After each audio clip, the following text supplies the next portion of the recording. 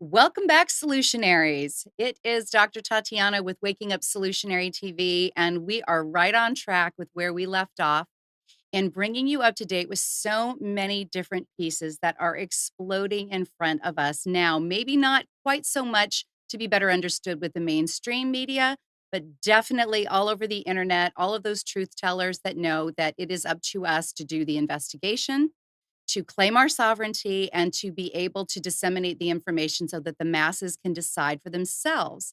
And in keeping with that, I'm very excited to be able to bring before you someone who I think has done so much due diligence in doing her homework, understanding our American history, understanding how our systems work. She's got a tremendous following. She happens to be a novelist, a screenwriter, a speaker turned Hollywood whistleblower. She is also a mother, and she is single-handedly holding down more content than you can possibly hear in a short little spell like our 1 hour tonight. Help me welcome Tiffany FitzHenry. Tiffany, I'm so excited you could be with us tonight. Hi, I'm so glad to be here. You know, I don't know how you made time for us because what I want our audience to understand is while you are running back and forth to get kids out of, a carpool line, and you're writing tremendous amount of content for your blogs, and you've got a documentary coming, and you're showing up and doing these YouTube lives, there has to be so much conviction for you to be able to show up and say, yes, I'm ready to merge with yet another audience and show everyone that we are really a massive force to be reckoned with of awakening individuals. So first of all, kudos to you with everything that you're accomplishing. Thank you. That's really it. I mean, just to show up for you guys who are, and for the people and the audience that you have out there, and everybody who follows me, we have to keep showing up for them because Mhm. they are working tirelessly to continue to identify truth, disseminate truth in a world filled with lies. Yeah. And to be honest, that's like everybody deserves a medal at the end of this because it's no small feat, and people think you're crazy and every terrible thing. And so, of course, I would make time to show up Thank for you. doing that. Well, it's so gracious of you. And one of the biggest things that has motivated me in continuing to evolve Solutionary TV is it's not about one individual. You know, it isn't about one whistleblower. It isn't about one intuitive. It isn't about one truth teller. It is really about explaining and unraveling what for many of us has been a very bogus narrative so that the truth can start to bleed through these wounds that are creating a crack in the systems as they currently stand and the foundations of these agencies. Some of these undercover government aspects, so many things to do with the way that we just assumed that the world worked. And if we don't come together and feature one another, which is a real thrill for me, feature all those that are doing the good work and get their voices further out. We've got a great audience, about 7 to 10,000 every Monday night. I right before we came to queue, there was already 3,000 that were sitting there just waiting to hear what you have to say, Tiffany. And to me, okay, well, I'm getting numbers from my production manager. It's hiking. And that's because we have so many people, not because you and I are deeply popular.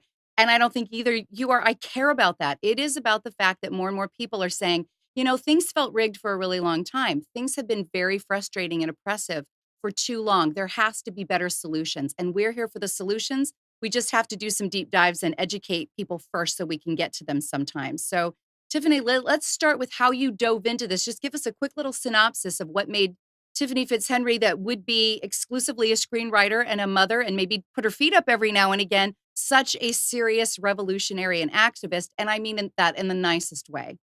No, I take that in the nicest way.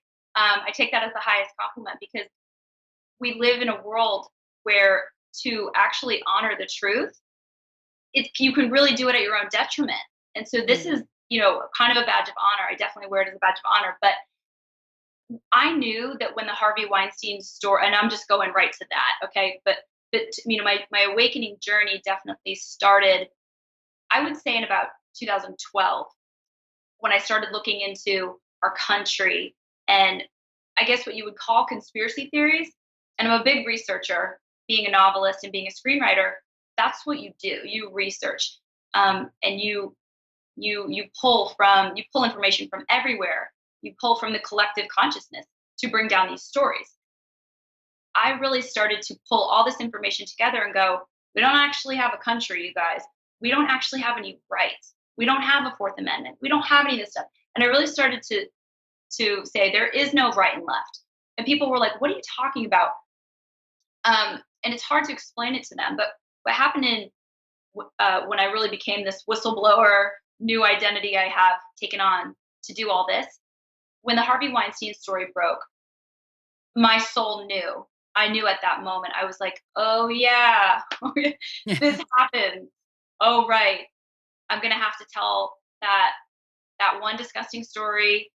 And there's lots of other stories, but I knew I was gonna have to tell the story that I had to tell that was so similar to all these other stories that everybody was telling Mhm. about these powerful people exposing themselves and doing all these things to actors and directors and writers, children, child stars, because the country didn't understand, the world didn't understand, and America didn't understand what was going on. And I knew, and I understood there's a system in place. Right. And I knew it was my job at that moment. And I knew that I was being activated. And I was like, darn it all. I didn't know I was going to have to really throw myself into the fire.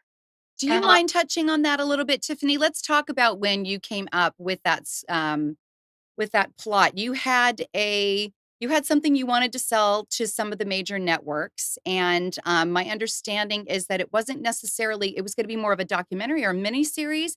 Let's go into that a little bit and share that. so for the fourth time in the last couple of years, I had a TV pilot. So it was Right. this one happened to be a 30-minute dramedy type show. And at the time when I decided to just say the truth of everything, it's on the desk of the top people at CAA, who my agents are not CAA, or my agents who I had or whatever were not CAA, but they want, these people were reading it. And then the top people at Fox, and it was being brought, it had already gone through all these, steps that it Oh goes yeah. through where everybody says, we love it. We love it. Oh my gosh, blah, blah, blah. It's this whole Hollywood thing that you go through. It's like, okay, great. Because you sit there and you write something that's real and that's art and it's human. And then you have to go through these really artificial gatekeepers. Mhm. It's this whole psyop for an artist, honestly. And I'm like, so I had a project at the top levels at Fox when I decided to do this in late July. And ostensibly, I still have this project. I really don't know. I haven't heard anything since. But we'll just go ahead and assume that one day uh, I'll find out what's going on with that. But you know, there are huge stakes for somebody like me because this has been the same process every time. I get to this point where I have either multiple networks who want something, and then I start to get these, I guess, meetings that I'm supposed to go to, and these things I'm supposed to go to, and these pictures I'm supposed to send. I mean, it becomes an all-out effort to compromise me as a Mhm. person. Mhm. To be quite honest, these are CIA tactics. I mean, this is not something that a lot of your listeners probably don't understand, but I just sort of started to put the pieces together. When I heard all the stories that came out after the Harvey Weinstein, I was like, all that stuff's happened to me. Right. But what I want people to understand is that every time I've entered Hollywood since 2012, I've entered above the line. So there's something called above the line and a below the line. And this is something that probably mainstream people don't know, unless you've been part of Hollywood. Above the line is just the writer, producer, director, and the stars. And then below the line is everybody else. And I know a lot of amazing, amazing people who have worked for 20 years in Hollywood below the line, and they knew things were weird, but they weren't put through what I was put through. They weren't being actively asked to join the cult to have their things made. Because someone like me would get I would become like a Shonda Rhimes. So you know who that person is. So that person instantly has influence. So people like me, they always want to own. So to Mhm. get in as a above the line person, writer, director, star, it's a whole different, you do have to sell you have to sell your soul. Mhm. Yep. And But that really yeah. does kind of button it up, and we've had so many people that have been leaking sufficient information either to whistleblowers through, I mean, I'll give you an example. When people talk about the fact that, oh, don't be ridiculous, our presidency, our former governments, our systems aren't run by those that are part of cults or any type of secret societies. And as one that has studied human history and the esoteric philosophies and the mystery schools, they Right. are very prevalent. We've now got Time Magazine saying, here is the skinny, and I'm sure that you and I would have gone deeper in different levels, but here's the skinny on the secret societies, and here is how everyone with any degree of influence and control and governing power in the world and in the country has been a part of it, and which ones. This is becoming, they want us to know now. I think to some degree, they want it to be more obvious. Otherwise, we wouldn't have these big Super Bowl halftimes and these videos that are portraying so much of it. There's a lot in our pop culture now that demonstrates it, Tiffany. So, what is your feeling now that they're just going to kind of put it out there in our face and say, hey, if you want to join the club, it's going to be less secret, but it's definitely going to be mandatory? No, because you know what I think? I think we have actually crossed a threshold, and I know you've probably talked about this too. We've entered the age of authenticity. So they actually don't necessarily want to go out there. This is my personal belief. They don't want to be having to come out of the shadows. They just are out of the shadows Hmm. because we've entered the age of authenticity. We've entered a new time. And I think it happened sometime, I think it began in 2012. I think that this end of the world Mayan calendar, end of the Mayan calendar, we crossed this threshold between the gate of man to the gate of the gods. If you study astrology, we went from, Orion to Ophiuchus in terms of our directional signals, where we're facing. And we actually entered a new age because of it. And I think that what was once hidden can now no longer be hidden. Hmm. And so I don't think they prefer it this way. I think this is much, much to our advantage. But we have to seize upon this and say, this is why the other day, Gerard Butler went to the Pentagon and he's giving a press conference about his movie coming out, Hunter Killer. They've never done this before. Meanwhile, the deep state's been funding Hollywood, giving them stories to write, all kinds of things. This is one of the things I talk about.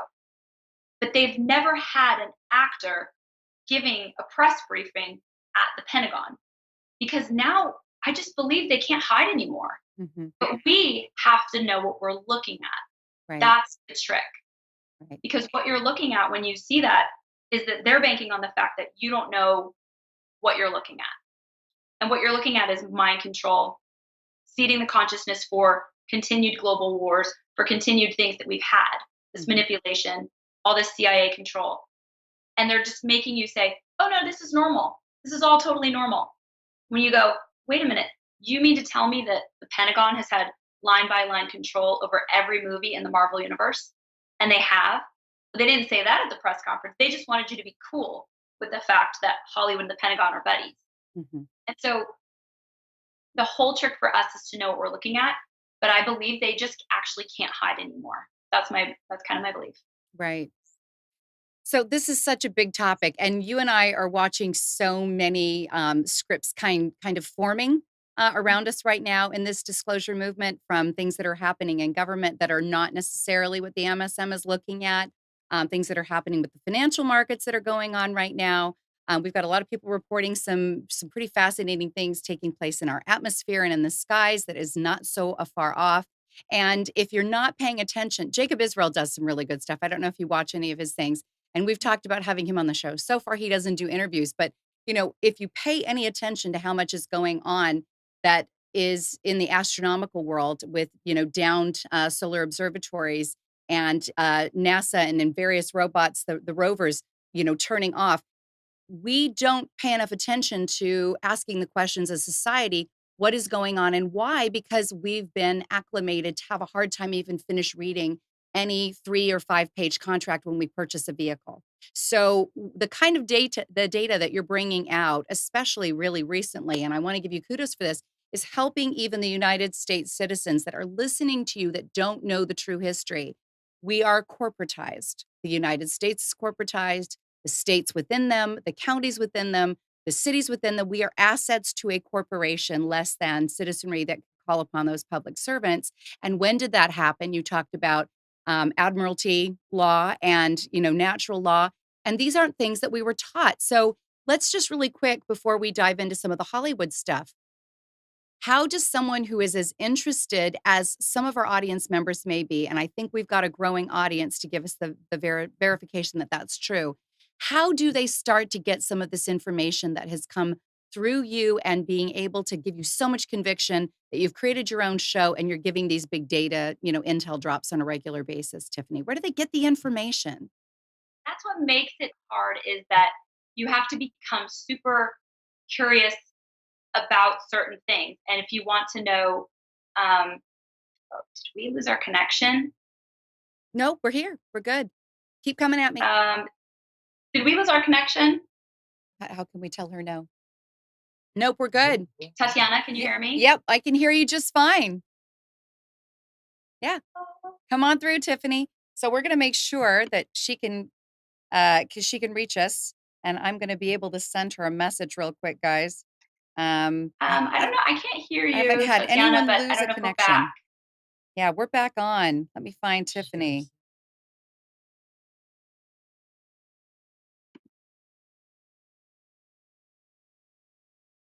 Mhm. Okay. Yeah, we're everyone that is, in fact, let's go ahead and take, a caller and find out whether or not we can actually receive any callers at this point. Anybody that has some questions for myself and for our lovely guest while we're trying to get her clear on her audio, 919-518-9773. And I'm trying to reach her to let her know that she is definitely on the air. Anyone that can reach her also, any of those Tiffany fans out there, let's let her know that she is visible and that she is able to be heard. Tiffany? I can't hear anything. I'm not sure what we should do Okay. because you're frozen for me. Okay. I think she's Oh, having okay. If you can hear me, I can hear you just fine, Tiffany. Are you still there? okay. So I'm just gonna have my husband come in here so I can hear you. Okay. Okay. Well, we can disconnect you and have you call back in again if you Sorry, still can't I hear can't me. hear anything, but I'm gonna have him come in and hand me the.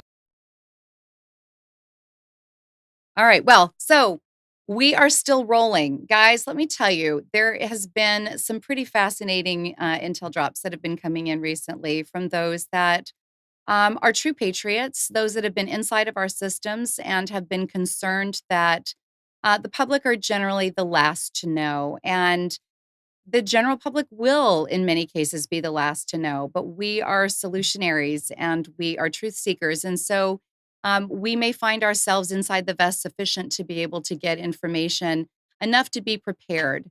There is a concern that Tiffany and I wanted to share in what appears to be a loose corroboration, and it may not be that visible to those of you that are watching, but a loose corroboration amongst the BRICS nations, particularly within the BRICS nations, China and Russia, and recently the United States. I'm sure this has been in the plans for quite some time. We know that it's kind of a moving target because we're all co creating in this field, and we've got people that are protecting their own interests, and we have many that are trying to hold on to the existing control structures. But there has been a significant and very powerful and then deeply corroborated bit of information that we are looking at a very quick financial reset. And for those of you that have been hearing about an RV or a Nasara or a Jasara for quite some time, this is a little bit different. This looked actually more like boots on the ground, gold being moved, and a real strategy in place. I can't and I will not put my reputation on the line to say that it is 100% foolproof, because one thing that we've all learned is that certain things do not happen when they are planned. Divine timing seems to factor in. But there has been a significant degree of reason to believe that in the next month, month and a half, before the end of the year, we may find ourselves out from underneath the typical financial control structure that we have now, which would be basically the globalized banks, the fiat currency, the elite run central banks. And that would create a very different view of the world for many of us that may find ourselves in a lot of debt, carrying student loans, mortgages, those of us that have invested heavily in some of the currency schemes that are currently making the few wealthy and the masses uh, by far, estranged in that category, far poorer. And there has been nothing in terms of suggestions of what to do other than put your priorities straight. Take care of your families, make sure that you have resources that you need because cash and currency, greenbacks, and even gold, although I understand that it's a placeholder for value. You can't eat, you can't clothe yourself. It does not meet Maslow's hierarchy of needs. And just before, I had Tiffany come on to the show, we were discussing the fact that she has been following some of the cooperative efforts that are going on, particularly between Russia and China and others within the BRICS nations that are working with the United States maybe in a less obvious way and not to be subversive, but just not to attract the power structures that are trying to hold on. So, for those of you that are familiar with BRICS nations and you take a look at what's been happening with the IMF and what power they've been able to gain, having a much larger voting percentage, there is a lot of motivations that we don't see until they happen. And as solutionaries, I want you to be prepared. And Tiffany would have you be prepared, all of those of you that follow her, just by having some of your priorities and your affairs in order. And it does sound like we're getting her right back on now. Let's see if we can do this swiftly. Amnon, my wonderful production manager, is here. Tiffany, can you hear us? I can hear you. Can you hear Okay. me? We could hear you just fine, and I'm sorry that you had an internet drop on your end. There was nothing wrong in the studio, and those that are in our chat room and those that are listening live could still hear you also. But let's bring you back in. I just did a little data drop to kind of put a merging of time until we could get you back on about the BRICS nations, particularly Russia and China and the United States, possibly, coming up into a place where we want our solutionaries, we want your audience to know to have some of their affairs in order, to be kind of be reading between the lines. So let me give it to you based on what you've been able to intuit and download and maybe even corroborate a little bit. What are your thoughts on some of these power structures shifting between now and the end of this year, Tiffany? Well, your audience is probably super clued in to the way the world has worked. And the way the world has worked for centuries and millennia is this power structure. I call it the prison pyramid. I'm always calling it the prison pyramid, but it's really this network of secret societies. It's the cabal. It's the powers that be, the elite bankers. They've had control over it all. They've had control over the kingdoms that came and went.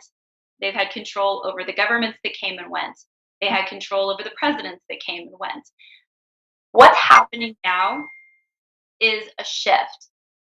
And we're shifting from that to something brand new. Mhm. And what we're shifting to is going to take something like the power of the US and the power of China and the power of Russia to reset. So these forces have never been able to come together before. So what we're looking at is humanity trying to throw out the cabal, Mhm. is what I see and what I feel.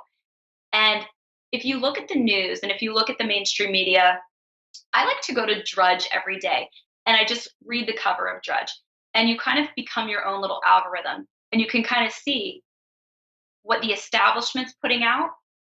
You can see a little bit about kind of what the White Hats are putting out. You can see all this different information that's being put out by all these different forces, benevolent and Kabbalion, basically. And when you look at this galvanization, and they're putting Russia and China and the U.S. over here in this bad box, you know, and so you kind of think to yourself, if the cabal have control of everything and they're saying that these three entities are not playing by the rules, And they didn't sign Macron's cyber thing. They didn't, everybody's saying that the US has now become falling out with our allies, our biggest allies, our European allies. All I see is we're falling out of favor with the cabal because we all know that the cabal completely have their hands in Europe, Mhm. their claws, I guess I would say. But my downloads, I guess you could say, are that for sure the US and Russia. I mean, even if you read about what Nostradamus predicted, and if you read about what a lot of these prophets and different predictions that have been made, Edgar Casey made a prediction. You've been kind of waiting for the Russia US thing for decades. Mhm. This isn't actually a surprise to us. Us people who have been kind of reading these prophecies and understanding that this would maybe become the time. And as soon as they started really making Russia the complete boogeyman of the world, I was like, well, the they that's making Russia the boogeyman is the establishment. Mhm. That's the cabal. These are the people who've been in control. So it's not a big conspiracy, and it's not hard to see either. It's kind of like establishment or not. Mhm. And establishment is, you can go down a lot of rabbit holes and say, draconian, and you can label it a lot of things. Mhm. It's just not benevolent. It's Right. not. It's service to self versus service to humanity. That's really the basic difference. The sort of Luciferian, Kabbalian, draconian, deep state, plutocrats, oligarchs.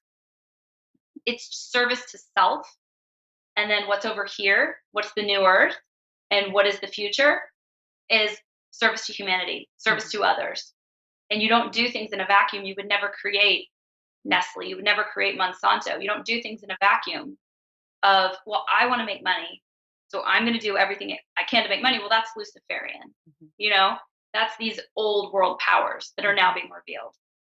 Exactly, and I love that you covered just about every label that you possibly could as an adjective or a descriptor term of this, um, of this very, very small, infinitesimally small group compared to the population of the planet. And having just come from DC at the, 11/11 meditation, I walked into the Natural History Museum, and there on the wall is this very, very active clock that is ticking like this, showing the population of the Earth scaling upward. There's not a balance of births to deaths. We're in great numbers. We're multiplying and replenishing, for all of you biblical scholars out there and what we were commanded to do once upon a time. We have been very prolific. We have been legion. And when you consider how many of us there are, all it takes is a very small, small majority for us to become lucid to the fact that if you trust blindly at any level and subvert your power, you hand over the wheel to someone else and said, well, I elected you, or I decided to be employed by you.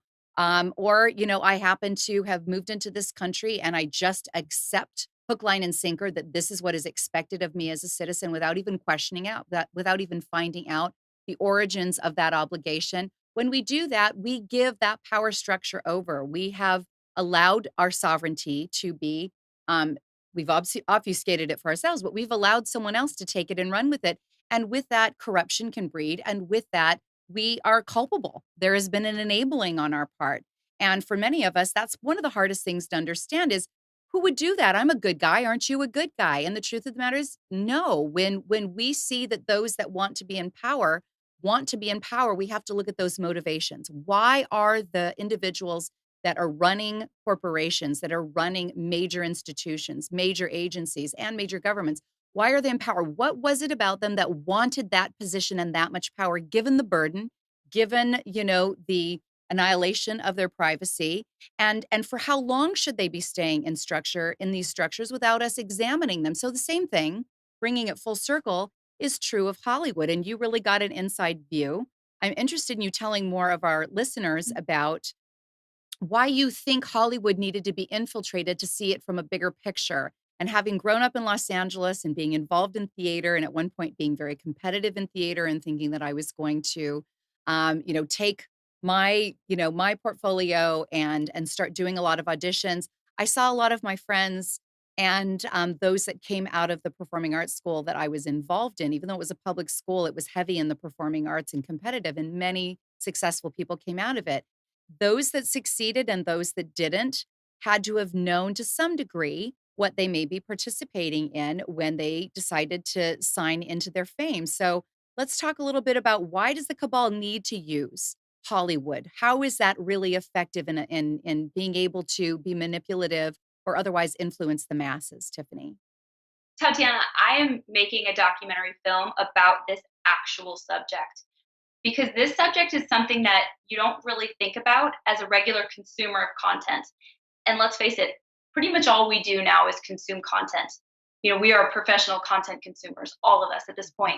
But what we don't understand is that when we believe that we're observing art, our brains go into a different space than when we're walking through traffic or when we're, trying to do a math problem. Our brains go into a space where we're highly suggestible. Mhm. This is why art and Hollywood specifically have been completely infiltrated. And Plato said, and there's a Native American proverb too, that is to the same effect, which is basically, he who tells the stories rules the world. Well, people like me who tell stories, you can have people like me have a lot of power because I'm a storyteller. Because all I'm going to do with that power, as a storyteller, you feel deeply. This is why God designed everything perfectly, right? Because as a storyteller, you feel things so deeply, so you would never hurt and you would never harm. And all you seek to do, you're just, you're so in your ethos, right? So that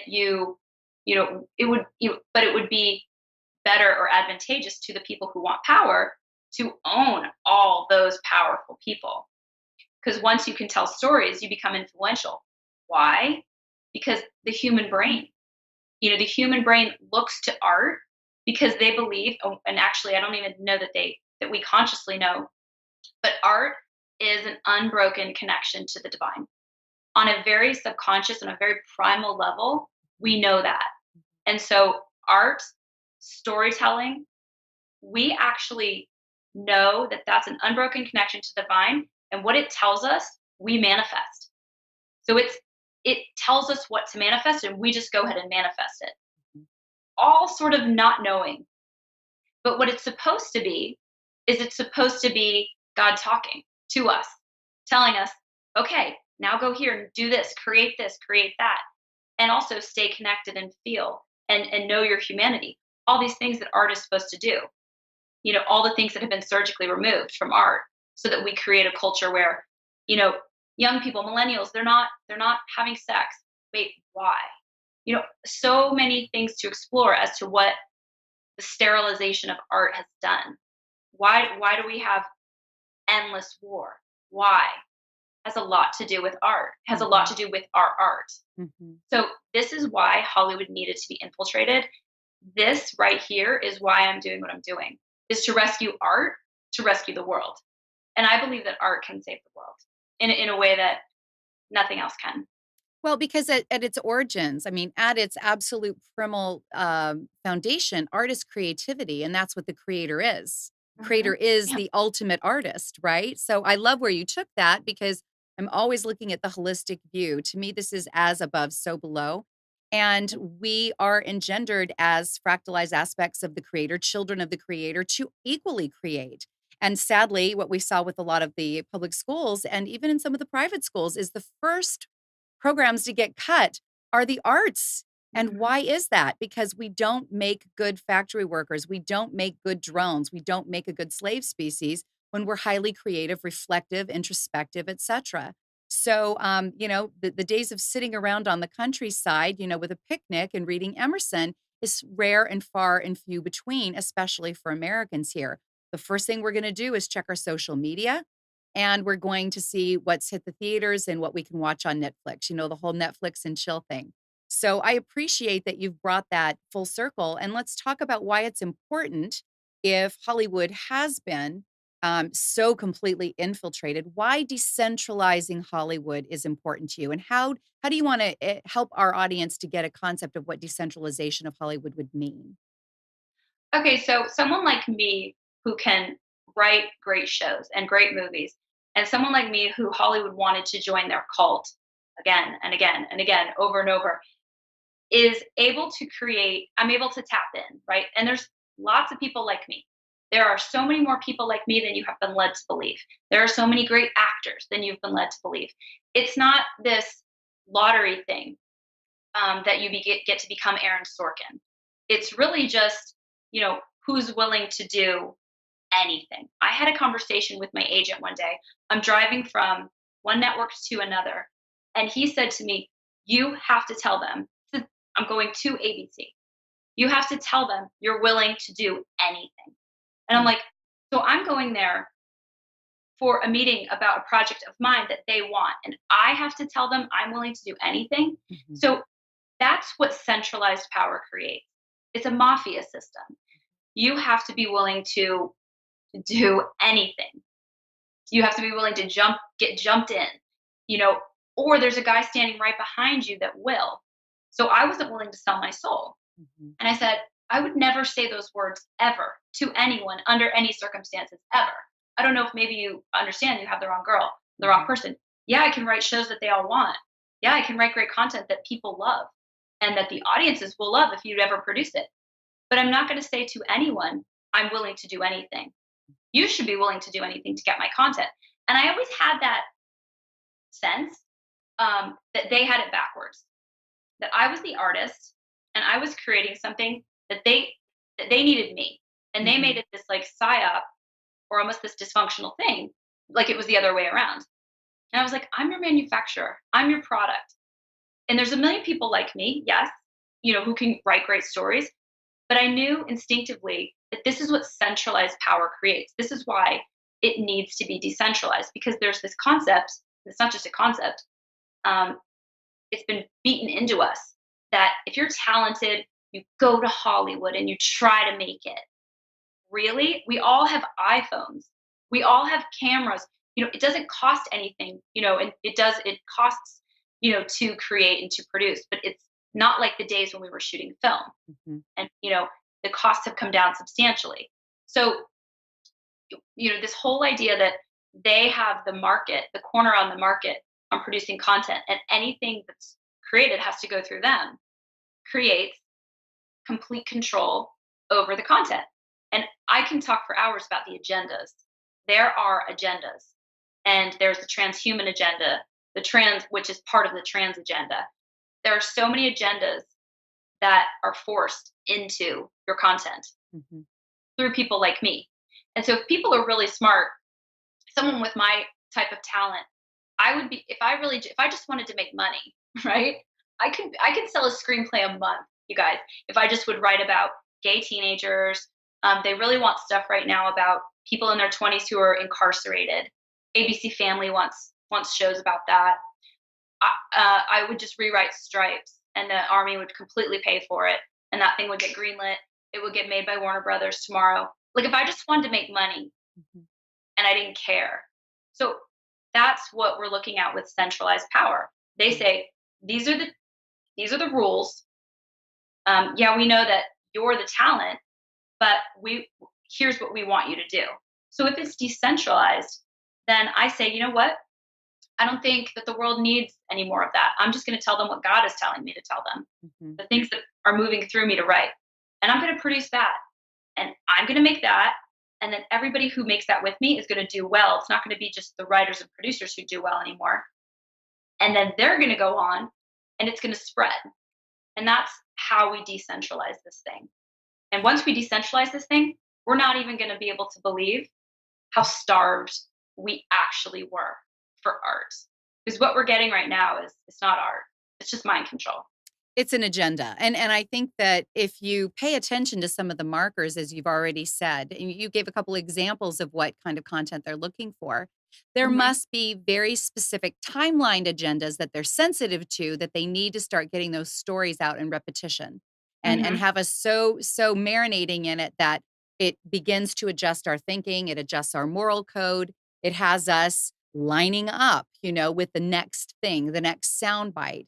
I know that, from changing the moral proclivities of Americans, there is also a leniency towards many other things. And some of what those that have been watching have been concerned about, if you're kind of following this, hey, where am I getting my answers in terms of divinity, or am I getting it from the pressures of the masses?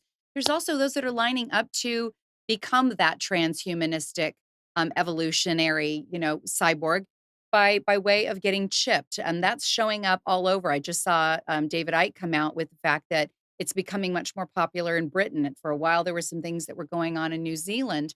It isn't just, Elon Musk and neural lace and so much of what's gone on with, D-Wave evolving into Kindred and some of the AI. There are all kinds of implementations that are going on. And when we don't pay attention and all we think of is how cool is that Netflix special, Altered Carbon, all I have to do is change a body and I've got superhero powers, or I've got a more attractive, features to be able to flaunt, or I can live longer. We romanticize through the storytelling, don't we, Tiffany? And it has a tendency to break down our own sense of reason. It's so powerful, Tatiana. Storytelling is so powerful. And this is why I've risked everything to do what I'm doing.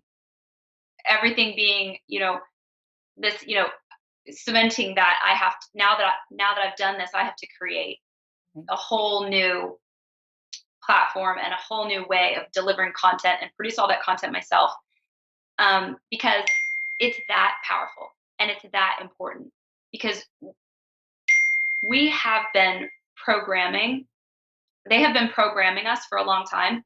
It has ratcheted up.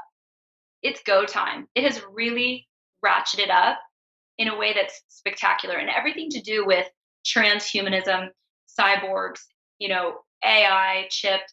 That's all the darkness, Mhm. because we can do all those things on our own as humans when we are fully tapped in and when we are fully activated. Right. And Right. that nothing scares them more than, non-fluorided, you know, well-educated human. I mean, we are just incredibly, incredibly, incredibly powerful. And so, we can tap into each other's feelings, each other's thoughts. There's no end to what we can do. That's right. And so all these things that they fictionalize through being able to do, so I wrote a trilogy, and they astral travel in this trilogy. And I very, very intentionally um, made there be no means other than their own pineal glands by which they astral traveled. Mhm. Because, if you look at the Matrix, they plugged into the back of their head. Mhm. They'll take a pill or whatever, or they'll do something to break that barrier between dimensions. And I'm like, but I know that we can do that on Mhm. our own. And so it was a very intentional choice to make sure that there was no means by which we did that. Nothing scares the people who want to control us more than how powerful we are Right. as Be- humans. because as fractalized aspects of divinity, we have the natural divine inheritance, if you will, to continue to escalate that evolution, that human evolution, by actually bringing in more of our inherent abilities from the get go. It's a spiritual law, and I believe that just as much as we see things that are created and destroyed, there is always an evolution. Well, destruction doesn't necessarily mean the end of us. It just means a version of us that is no longer in alignment or no longer resonating with us. And this old world of 3D and the body being the most important thing, and the materialistic science being the only thing relevant, has long since been proven to be far less relevant than what is evolving with quantum fields and understandings that really have been part of what the spiritual world has been showing us all along, which is kind of exciting, Tiffany. And I'm so glad to know. I was going to ask you about the trilogy. What is really the message of the trilogy? And then let's talk a little bit about your documentary. Sure. The message of the trilogy, I would say, is that we are absolutely limitless, that we are connected to the divine, and that we've been lied to about our history, about our religions. We are spiritual beings. And so, what better way to control us than to weaponize spirituality? So, I kind of took a lot of things from a lot of religions around the world and just kind of threw them all into a blender and sort of retold the creation story. So, I took Adam and Eve, and I reimagined the whole thing with um, with a whole different perspective and kind of blended in a lot of different ideologies. But and it's really about this girl who finds out that she is the oldest soul on Earth, and she is limitless, and she has to come to understand that, and she has to help the others to understand that. And it's a really really fun book. It's young adult, but mostly it's my a big part of my audience are adults. And what really inspired it was God. I mean, I don't really necessarily sit down and decide to write a story so much as it chooses me, and it goes, okay, so there's this girl, and she finds out that she's the oldest soul on Earth, and her name's Eve, and her whole story just downloads in me, and then I go, all right, it's just my job to just show up at the page and write it down. And so I brought it to my agents at the time, and they were going to bring it to Penguin. And I just knew, I held on to it, and I was like, you know what? The same thing's going to happen as always happened with all my screenplays is they're going to say, well, you have to insert this agenda and you have to insert that agenda. This is great, but we need to turn it into the Hunger Games, and it needs to become this, it needs to be that. So I actually self-published it. And it's sort of turning out like everything in my life. I have these incredible opportunities, and I end up doing everything myself, maybe because I want it to be real. And it's been the hard road, to be really fair and frank, for people who've done everything themselves. But the rewards, I think, will be much greater, and the rewards for the reader are greater because there's no agenda in it, And so, yeah, that's basically it about the trilogy, I Well, and guess. it's pure creativity. You could not put your it's like birthing a baby, but it's definitely something you're very tied to because it's your own brilliance. It's your own authenticity that's on the line with that. And if you hand it over to someone with an agenda simply for the dollar, it's really like just selling everything about your morality Yeah. down the road. And I understand that that is not what any of us, if we just sat for a minute and said, why is everything ultimately needing to end up being greenbacks or ones and zeros in my account? That's not what I'm here to be born. That's not what I was born onto this earth to be motivated by. There's got to be higher instinctual draws. There has to be something Oh, greater. And and we have been told you've made it when.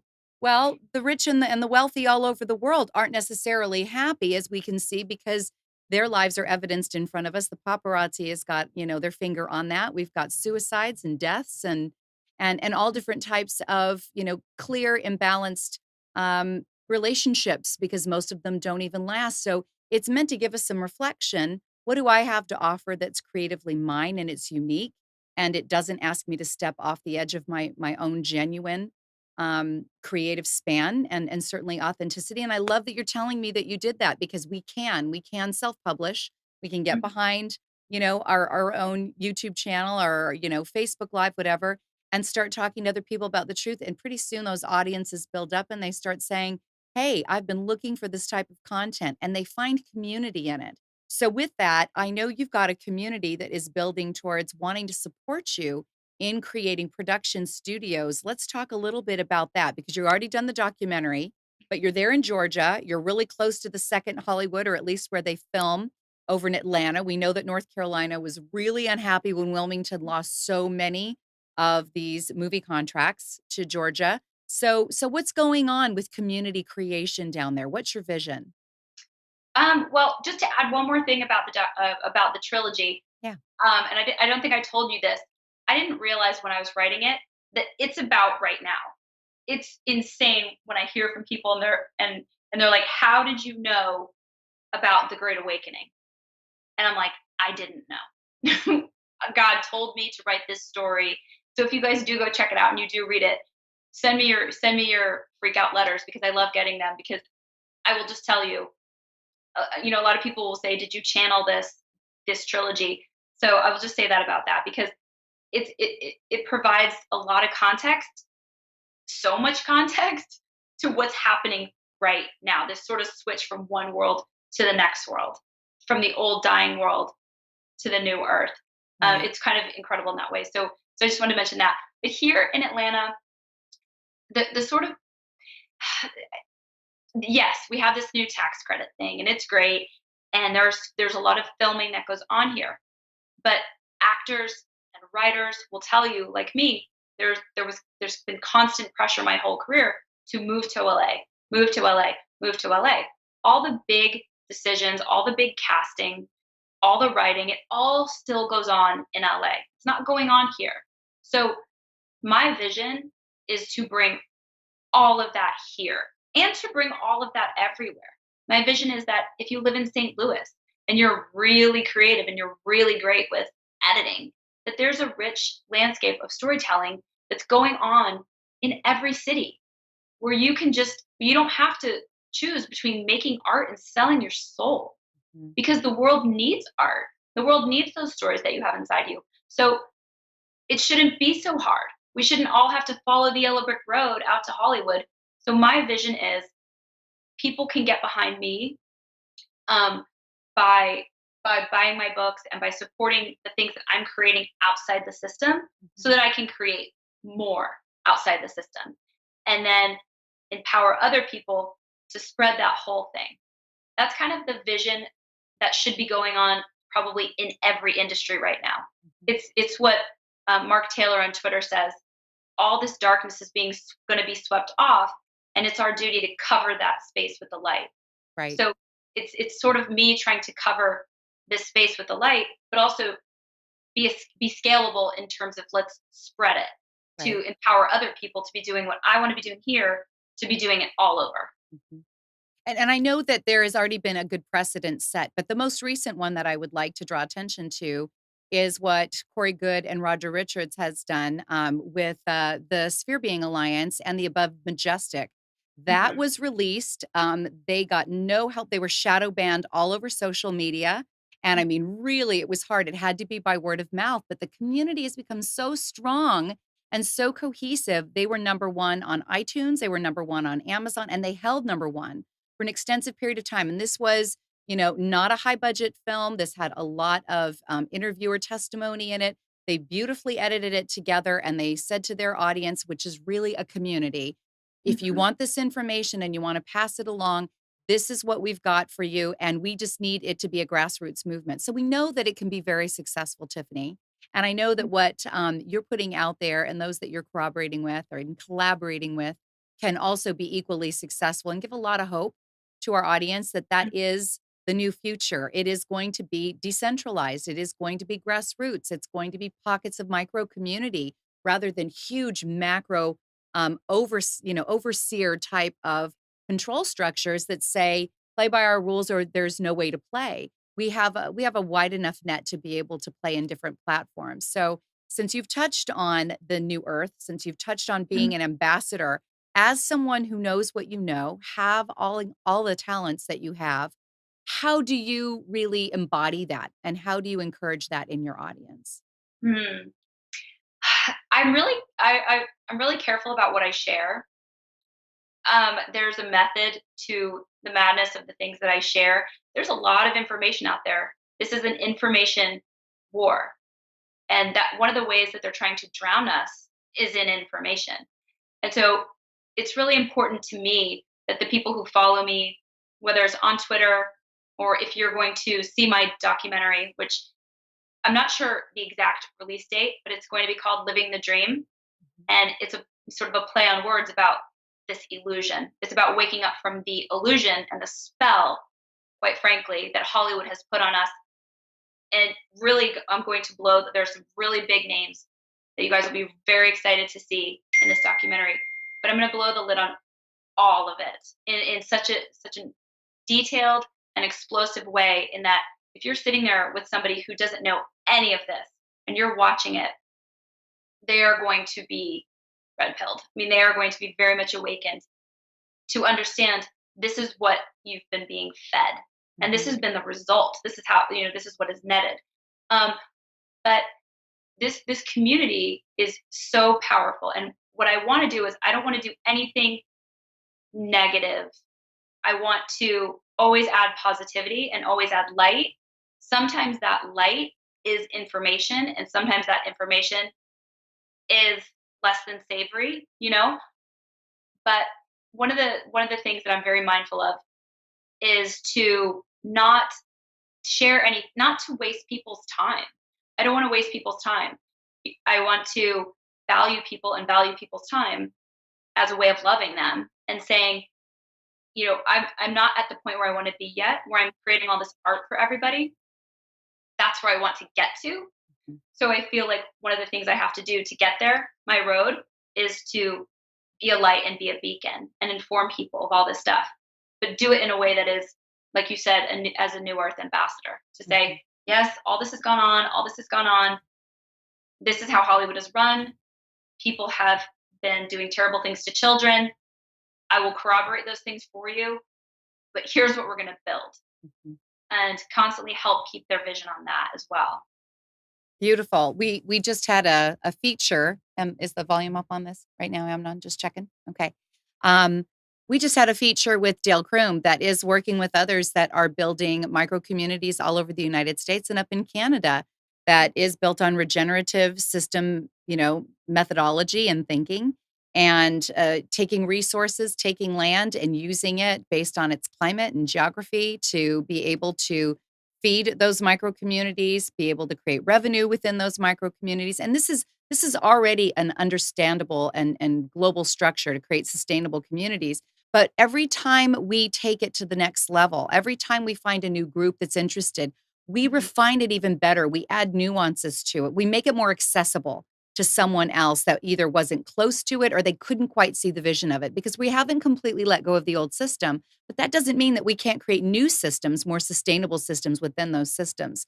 So thank you for saying that. It's true. And we're going to need art, and we're going to need entertainment, and we're going to need storytelling, and we're going to need literature and poetry and philosophy and big thinking as we move past some of the old and outdated systems that we've evolved past as a humanity. And we need your voice and many others to come with it. So I want to draw the attention of our audience to where they can find more of your work.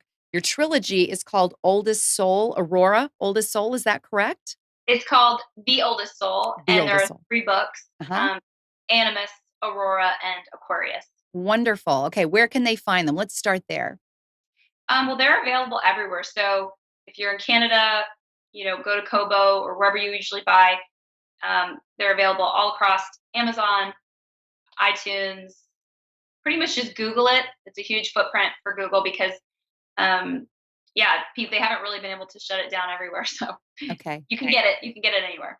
great. And for those that are interested in your documentary and where they can get some of these great soundbite updates that you're making available, either through Facebook or through your YouTube channel, can you direct them there as well? Sure. Yeah, definitely follow me on YouTube at author Tiffany FitzHenry. I do videos there pretty frequently, and then I do have a Instagram. I don't put a ton of content on there, I'll be honest, but you can follow me there. Maybe I'll start. And I do have a Facebook, official Tiffany FitzHenry, and also you should follow me on Twitter at Tiff_FitzHenry. That's probably where I put the most content because that kind of seems to be where the conversation's going on right now. Great. And the documentary, they'll be able to get updates if they're hooked into you there on your newsletter or paying attention to. Oh, Um, right. On my website. Go okay. subscribe to my website, tiffanyfitzhenry.com. That, is probably the number one thing that you should do. You'll be able to know when the documentary is coming out and where it's available and all that. And Wonderful. I do have a Patreon if you want to follow along with me. I have no minimums at all, and it's helping to fund the documentary. But I'm going to bring my patrons along for the filming and all the different behind the scenes stuff. So if you do go ahead over to my Patreon, Tiffany FitzHenry on Patreon, and even just like I said, $1 there will get you access to all the content that's there. So I do some special things that are a little more personal on my Patreon. And so, as I'm sitting here listening to you, you're a young mother, you are Mhm. an artist, you're a professional person, and you are a constant advocate of awakening and educating society. For those that would say, oh, this is too much, I can't begin to learn everything that you've learned. I don't have time. I'm in school. I have children. I have a newborn. I need to take time for my family, my spouse. What do you say to them? Because I know you had to make decisions not to give up one aspect of your life or another, but to integrate more of your life to be able to really truly educate yourself in a grassroots way. What do you say to those that say, how do you do it? I just don't have the time. I would say there's nothing more important right now in our humanity and in our trajectory as humanity than to be awakened. So if you are a young mother and you have children, there is no more better way to spend your time than educating yourself as to what our country has become, what it should be, what our planet has become, what it should be. Um, all the types of things, education, vaccines. You know, I don't get into all those things, but there are people. Jordan Sather talks a lot about vaccines. I talk a lot about um, just the takedown of the cabal. So if you follow me, you can really. I do talk a lot about how it all happened that we got here and Mhm. where we really should go. We really should have micro communities. We really should be able to know exactly where our food comes from. We really should be able to um, all do what we want to do. And if we create micro communities, everyone gets to do what they want to do. And Mhm. people aren't going to be committing suicide and people aren't going to be medicated and the pharmaceuticals and so following the right people and spending the time to educate yourself through those voices that you trust that are just genuine people doing it for the right reasons. Myself, you, Tatiana, Jordan Sather's a great one. Mhm. Um, we're all kind of hooked in, you know? And they don't have to start from scratch, because once upon a time, and I know this because I'm now 49 and it took a while to get to my PhD, I had to travel the world and I had to study books, hardback with pages in between it, just to understand, this thing that you can't even find anymore. Right. Everything's digitized, but the divine data downloads that you can do now, and sound bites that you can get by listening and following channels like this, like following yours, like following, of course, Destroying the Illusion, and so many others. I'll give props to MRM BB333, does great as an Earth Watchman. I love what Jacob Israel does with all these current events that are coming up, in some of our global periodicals about what is changing with this world, Mandela effect, asteroids coming at us, but are moving more like they're, manned craft. We couldn't possibly get all of this by ourselves, and we couldn't go back and read all of the philosophy and all of the history. But we can start somewhere. And if we take that hand up from those of us that are putting out this content, and please check your facts. Folks, always check your facts. I love this. John X. Army is someone I listen to every now and again. He's always very quick to say, hey, don't trust me, check your facts. We became self educated, and it's still through the lens of our perception. I am willing to own that every day of the week. It's through the lens of my perception. So gain your own lens of perception, but don't let it be big ag, big pharma, big medicine, big government's perception, because that's what you've been hearing the whole time in big MSM. So Right. to our solutionaries, we're thrilled that you were here. Tiffany, thank you. Thank you so much for joining us tonight. You and I could probably have talked for several hours. I say this with people that I love chatting with, and you're definitely one of them. We're looking at having a conference. You are here on the East Coast, you're in Georgia. As Mhm. soon as we know a little bit more, it will be towards the end of April or May. So for all of our solutionaries and all of those that are very fond of Tiffany and her work, please know we'll be bringing in some amazing speakers, and Tiffany has received an invitation tonight. So Yes, I would love to. That sounds like a blast. I'd that love to is be. that is the goal. We want to bring our community in where they can actually hold hands, shake hands, and feel like that community is a Real. cohesive and physical experience. So Yeah. thank you again for joining us, Tiffany. Really appreciate you. Thank you so much for having me. This is great. We could talk for hours. We will. We'll catch up on that. And in the meantime, take a look at Tiffany's work. Go to her Patreon page and support young artists, support entrepreneurs that are bringing true education and content to us that we cannot find anywhere else, or that we would have a very hard time digging up to find. Take a look at her books. Stay tuned for her documentary. For those of you that do and continue to support Solutionary TV because you check in with us every Monday night, thank you. We do it for you. We love you. We are so, so devoted to creating a community that you are excited to join in and contribute to. And callers, please don't be shy. We see you in the chat room. Jump on board and come in with your questions for all our upcoming guests, because there is only one way to create community, and that's for all of us to join in. Thank you all for your support, because together we are the solution.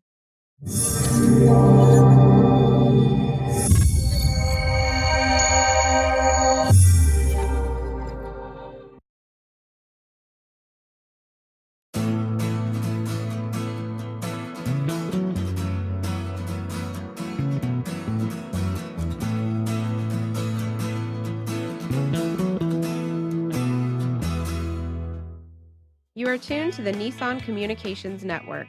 If you tuned in too late, you can always watch each program in its entirety or download an MP3 audio file of it in the archives section at nissancommunications.com. Don't forget to subscribe to our YouTube channel, follow us on Twitter, and like us on Facebook. Sponsored by Telestream's Wirecast software, StreamingGear.com, Carolina Apparel, and DeltaForce.net.